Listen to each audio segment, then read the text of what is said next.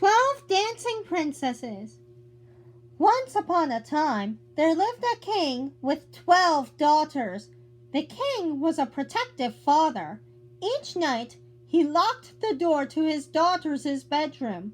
Yet each morning, he found them tired and out of sorts. More puzzling still, every morning, he found their new pairs of silk dancing slippers worn to shreds. Look at their shoes. When the king asked his daughters about this, they said, "Don't be silly, father. We go to sleep each night and sleep soundly until morning." The king was not convinced, however. He offered a reward to any man who could solve this strange mystery. The next day, one of the king's subjects, a man by the name of Rawling, went for a stroll to find a quiet place to enjoy his modest lunch. Okay.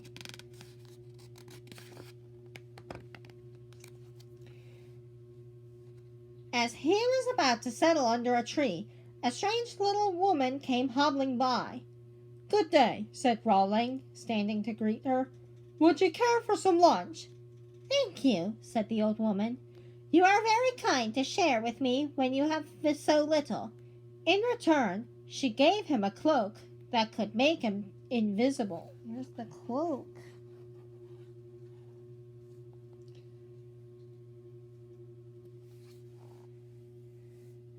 Rawling used this cloak as a chance to help the king solve his mystery. Rawling was clever, so when he met the princesses, they offered him a goblet of wine. He was worried that it might hold a sleeping potion. "Thank you," said Rawling, but when the princesses turned away, he poured it beneath the table. Then he pretended to yawn and was quickly shown to his bed, where he pretended to fall asleep.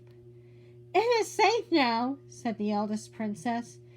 "He will sleep until morning, like the others." He's pouring out the wine. With that, she tapped 3 times on the bedpost.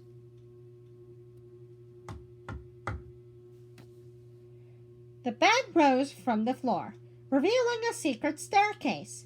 Wearing his cloak, Rawling sped after the girls, accidentally stepping on the dress of the youngest.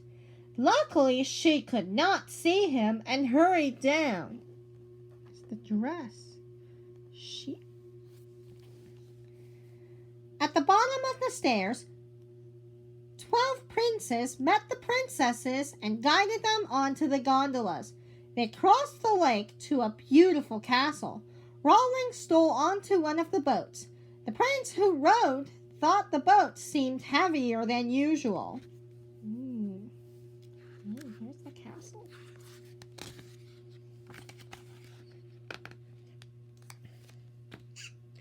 The 12 princesses and the 12 princes walked arm in arm into a grand ballroom.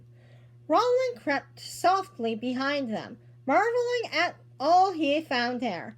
Beautiful music seemed to float from the ceiling. Clusters of candles hung in the air. The room was enchanted. The princesses and princes began to dance splendidly around the ballroom. Each pair moved gracefully than the next, and their movements were perfectly in step with the joyful music. The couples danced for hours, pausing only to sip punch from golden goblets. Ooh, look at that.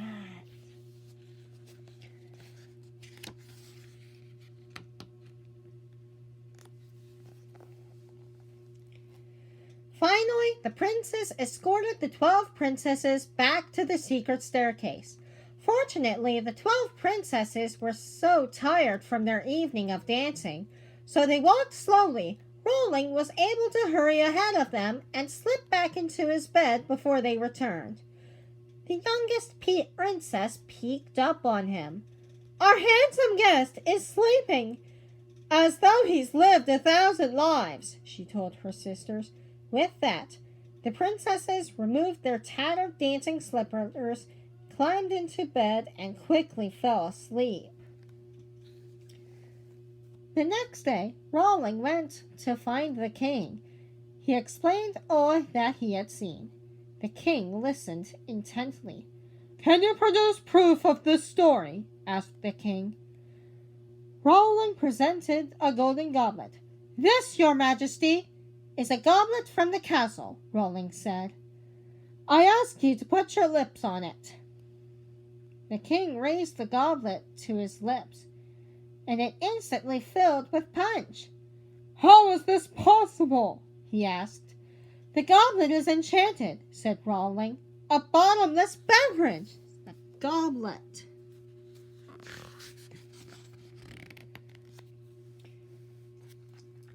Rawling then laid out 3 tree branches.